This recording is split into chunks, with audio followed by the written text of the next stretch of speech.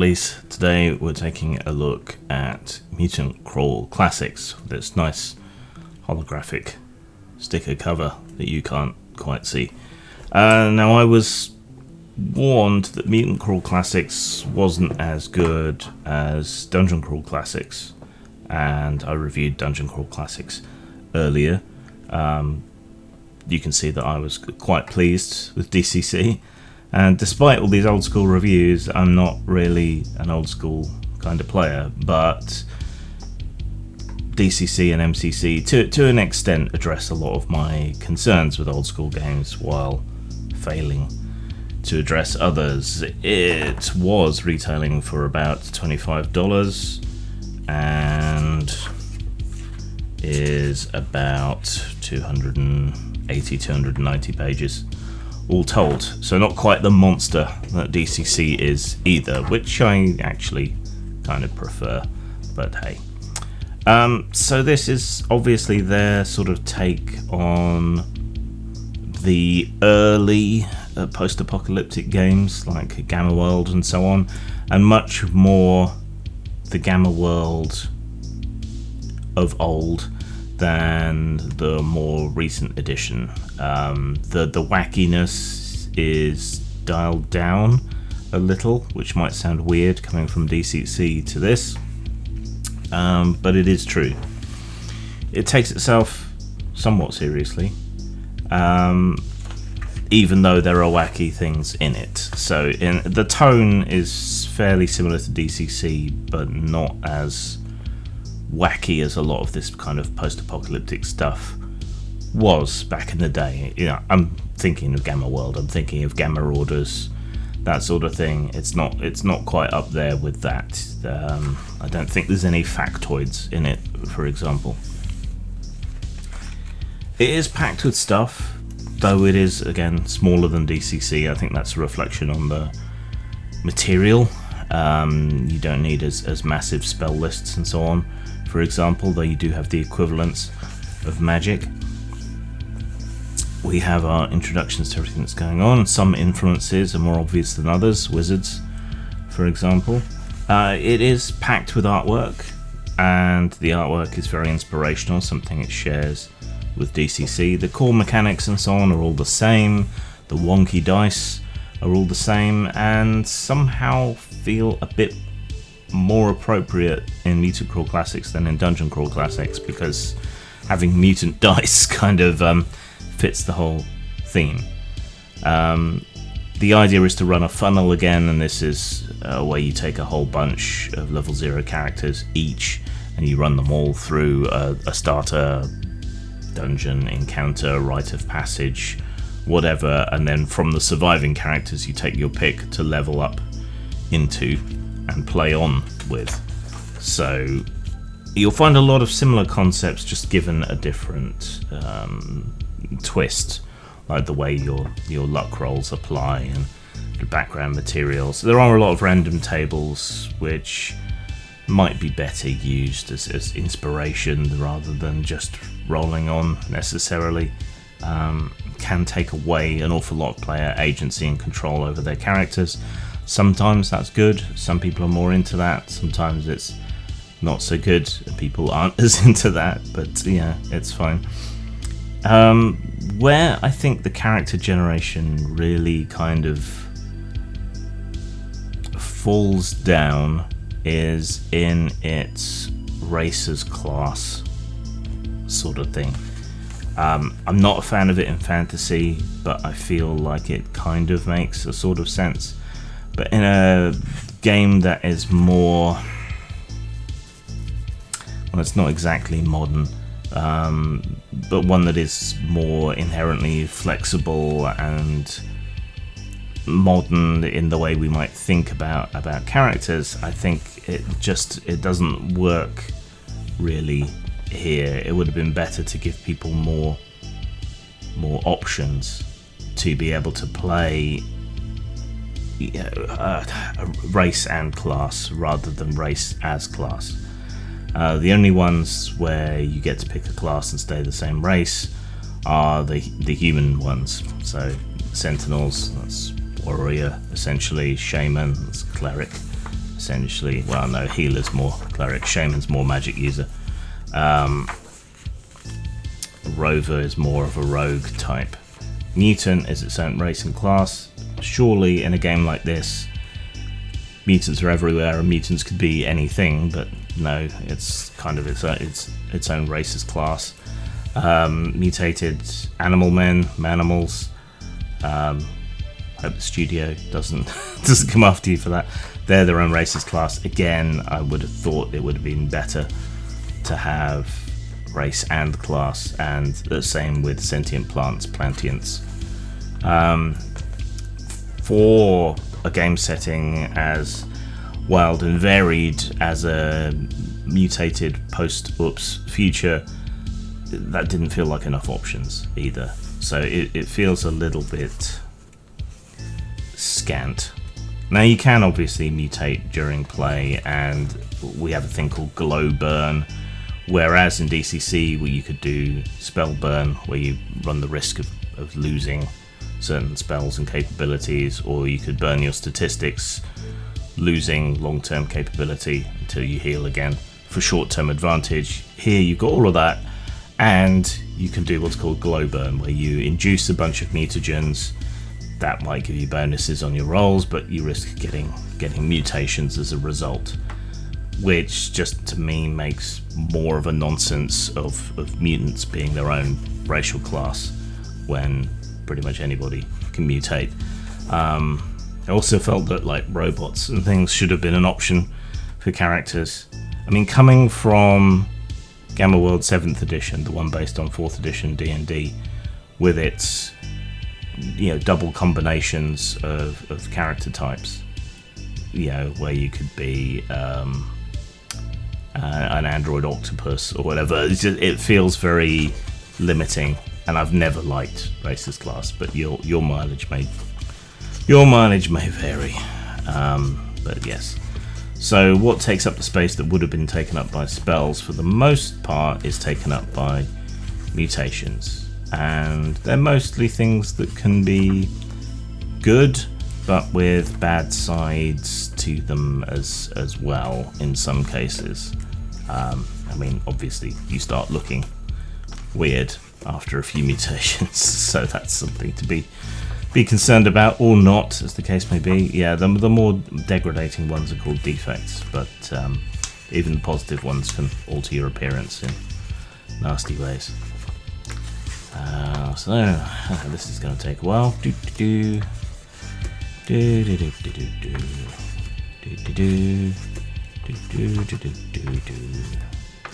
Tum-ty-tum-ty-tum. Okay.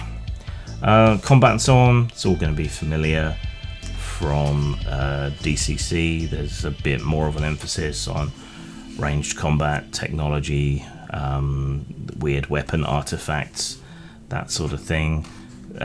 Critical hits are a little more suitable given that kind of way of going about things, but obviously draw inspiration from DCC again, with some additions for different types of enemies that you can score critical hits on and so on as well.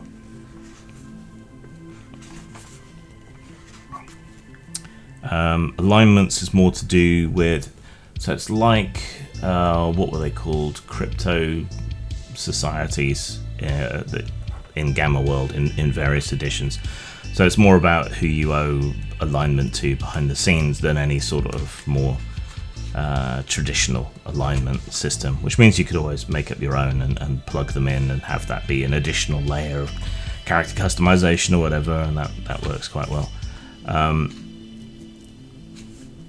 AIs and robots are fairly important, and again, that's what makes me kind of surprised that it's not a character option, but they are an important category of things you might encounter, including artificially intelligent weapons, things like that. But I really felt that should have been a character option. It's a shame that it wasn't. Then there's all the artifacts, the high technology and stuff from the past, and all the kinds of weird nonsense that can cause and get up to. Again, often as bad for you as it is for the enemy in a lot of potential ways. But interesting nonetheless. Yeah, quite a few options there.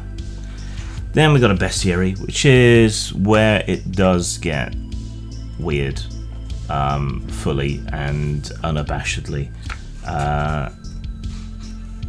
to the point where you might not necessarily feel particularly sure how you're going to use these in a game. I think Mutant Core Classics,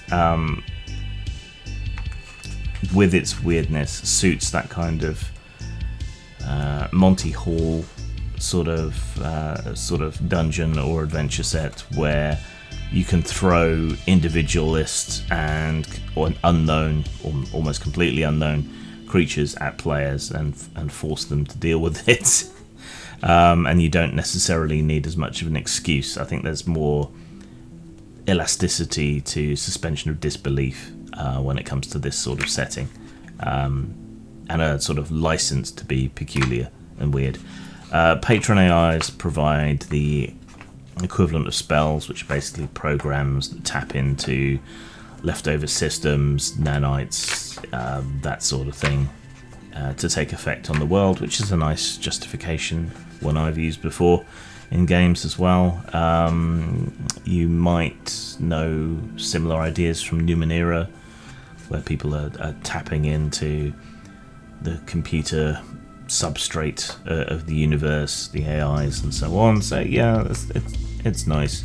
It does make the spells rather more limited and much more dependent on where you're getting them from, but that's half the interesting challenge, I think.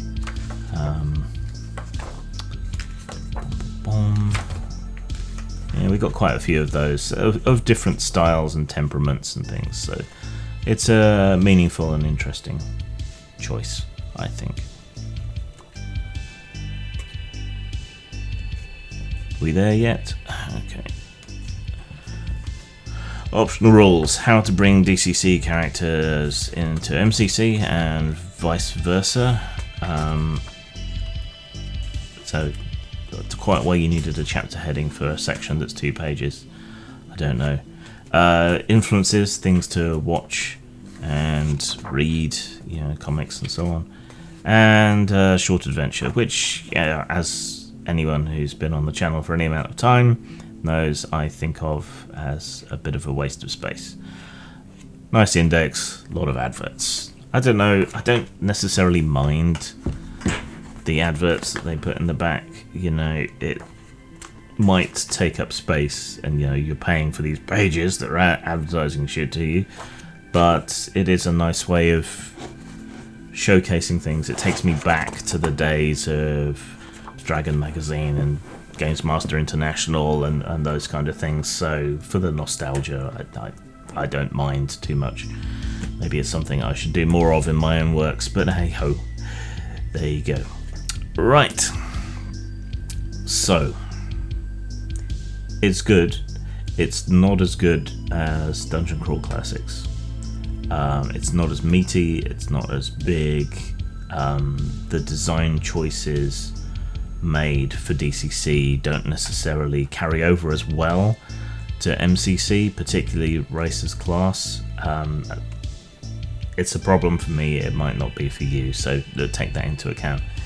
In terms of style, it is nicely presented. I like the fact that it's stuffed to the gills with art that is inspirational, but it doesn't really ever quite rise to the level of DCC. Some of that may be down to the nature of the source material and it being so chaotic and so weird that you don't really have a single vision that carries through all the various artists. But it's still good. The writing is good. It does the job. It conveys the information. It doesn't do as good of a job of portraying the implicit world or explicit world in which everything is set. And I think that's in part due to that disjunct with the art. In DCC, the art and the writing reinforced each other in a really effective way. In MCC, that doesn't happen so much because of that random chaoticness of it all, I think. I'll take my opinion for what it's worth, but I guess if you're watching on this channel, then you do rate my opinion. So, style then, a low 4, I think, for style. In terms of substance, it is a packed book. A lot of real estate is taken up by art, but that's fine. The adventure is, as always, a bit of a waste of space, but it's only a few pages. It did leave me feeling like the main book did need more in it.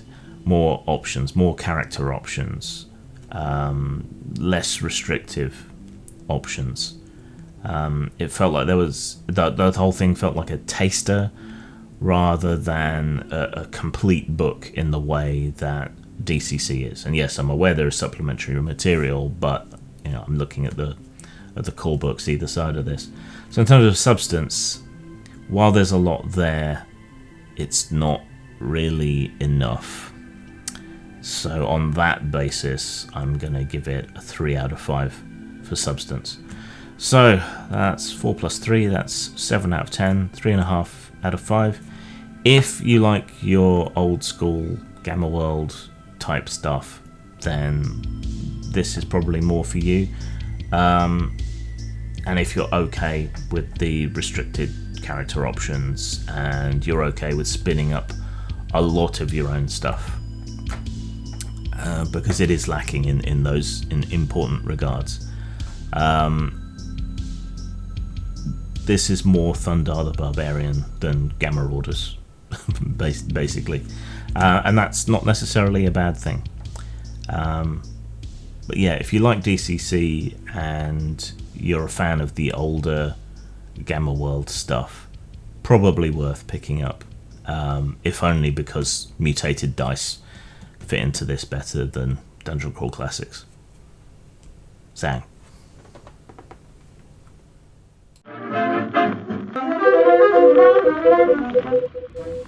I very occasionally record podcasts, which you can find at anchor.fm/Grimstales.